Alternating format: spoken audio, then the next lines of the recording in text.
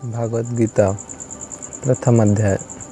जब कौरव और पांडव युद्ध क्षेत्र की ओर प्रस्थान करने लगे तो महाराज धृतराष्ट्र ने इच्छा व्यक्त की कि मैं भी युद्ध का कौतुक देखूंगा। यह सुन महर्षि व्यास बोले, हे राजन, बिना नेत्रों के भला तुम क्या युद्ध देखोगे? अतः तुम्हारे वहां जाने का क्या लाभ है? प्रभु, देख नहीं सकता तो क्या सुन तो सकता हूँ। धृतराष्ट्र ने कहा, मैं श्रवण कर लूँगा। तब श्री व्यास जी बोले, इसके लिए युद्ध में जाने की क्या आवश्यकता है? राजन, तेरा सारथी संजय तो मेरा शिष्य भी है। वह तुझे यहीं बैठे कुरुक्षेत्र में महाभारत की होने वाली लीला का श्रवण करा देगा।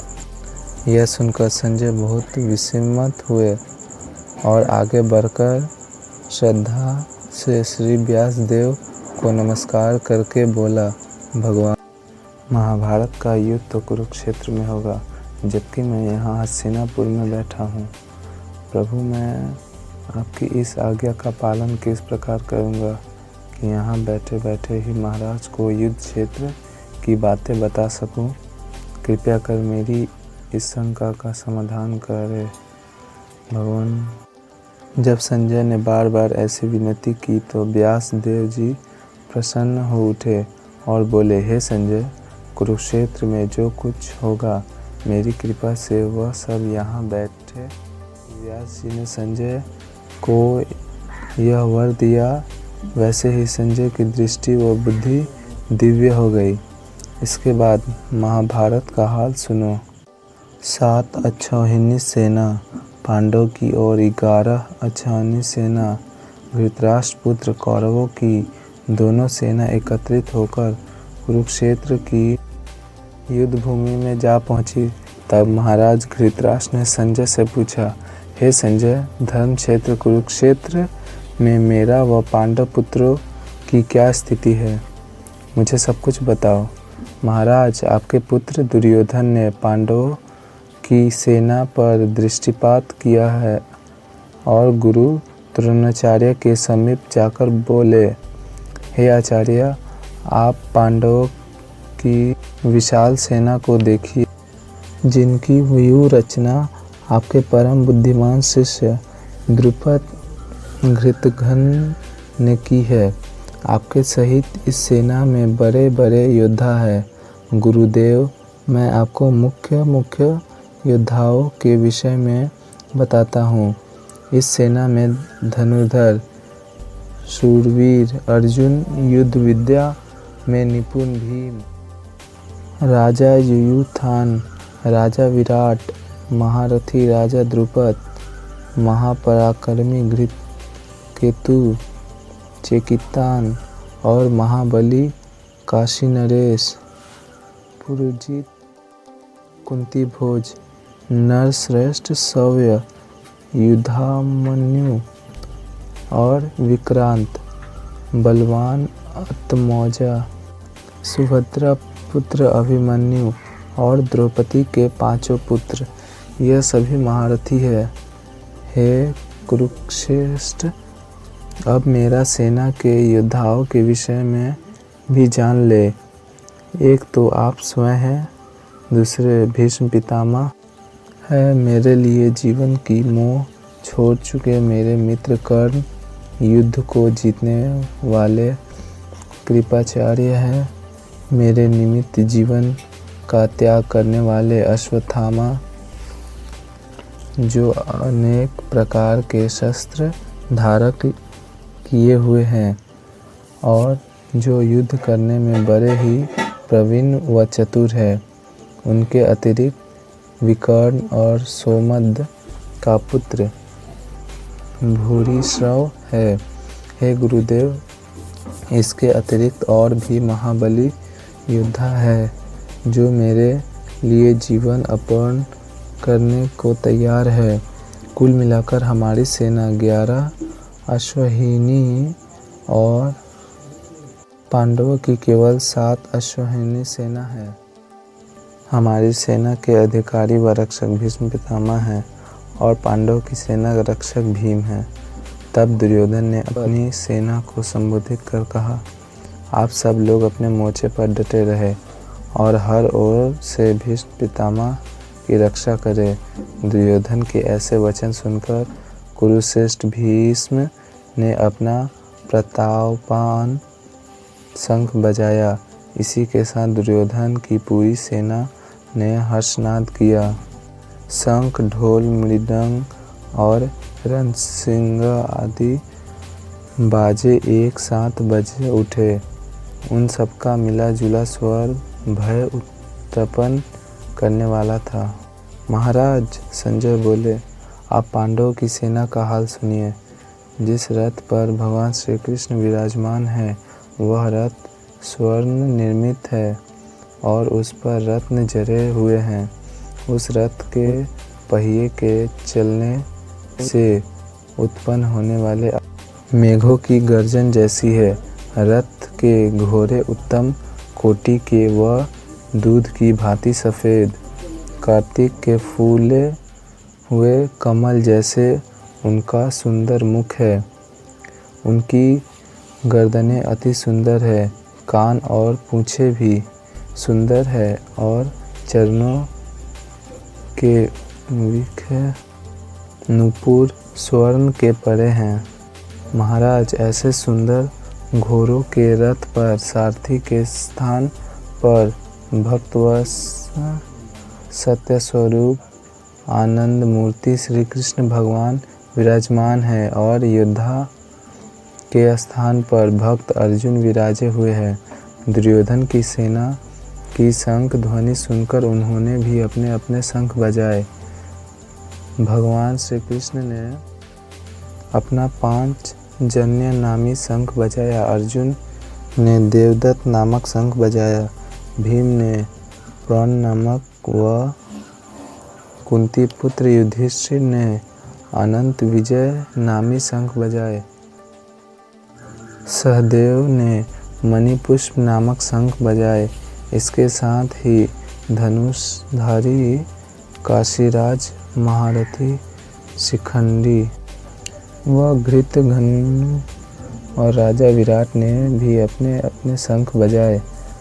अतिथि सत्यकारी यादव राजा द्रुपद और द्रौपदी के पुत्रों ने भी शंख बजाए। सुभद्रा के पुत्र महाबाहु अभिमन्यु ने भी अपना शंख बजाया और उनके अपने अपने शंख बजाए। तब अर्जुन ने धृतराष्ट्र पुत्र कौरवों की सेना की ओर देखा तथा अपना धनुष सिर से ऊपर उठाकर श्री कृष्ण से कहा, हे अविनाशी, मेरा रथ दोनों सेनाओं के बीच ले जाकर खड़ा करे। मैं देखना चाहता हूँ कि हमसे युद्ध करने के लिए कौन कौन योद्धा प्राणों और घर का मोह छोड़कर आए हैं। ये दुर्बुद्धि दुर्योधन का युद्ध में हित चाहने वाला जो लोग उनकी सेना में शामिल होकर आए हैं, उन सब को मैं देखना चाहता हूँ। संजय ने कहा, महाराज, अर्जुन के ऐसे वचन सुनकर भगवान श्री हरि ने उसका रथ दोनों सेनाओं के बीच ले जाकर खड़ा कर दिया और अर्जुन से बोला, हे अर्जुन, यहाँ एकत्रित हुए कौरवों को भली प्रकार देख लो। तब अर्जुन ने उस सेना में बहुत से योद्धा देखे। उनमें पितामह देखे, गुरु देखे, मामा देखे, ससुर देखे और देखे पुत्र पौत्र और मित्र सखा। इन दोनों सेनाओं में अपने ही बंधुओं को देखकर उसका मन करुणा से भर गया और वह भगवान श्री कृष्ण से बोला, हे भगवान, युद्ध के लिए आए अपने इन संबंधियों को देखकर मुझे बहुत शोक हो रहा है। मेरे अंग शिथिल हुए जा रहे हैं, मुख सूझा जा रहा है, मेरे शरीर में कपकपी हो रही है, रोए खड़े हो गए हैं, त्वचा जल रही है, मेरा धनुष मेरे हाथ से छूटा जा रहा है, मैं खड़ा होने में भी स्वयं को असमर्थ पा रहा हूँ। हे केशव, मेरा मन भरम रहा है, शकुन भी बुरे ही देख रहा हूँ। इस युद्ध में अपने ही भाई बंधुओं को मारने में मैं अपना कल्याण भी नहीं देखता। मैं युद्ध में विजय नहीं चाहता, न राज्य न सुख ही चाहता हूँ। हे गोविंद, ऐसे राज्य सुख या भोग से क्या काम, जिनके लिए हम राज्य भोग या सुख चाहते हैं। जब नहीं रहेंगे तो इन सब का क्या प्रयोजन। जिनके निमित्त राज्य लेना है वह कुटुंब के योद्धा प्राणों का मोह त्याग कर युद्ध में निमित्त खड़े हैं।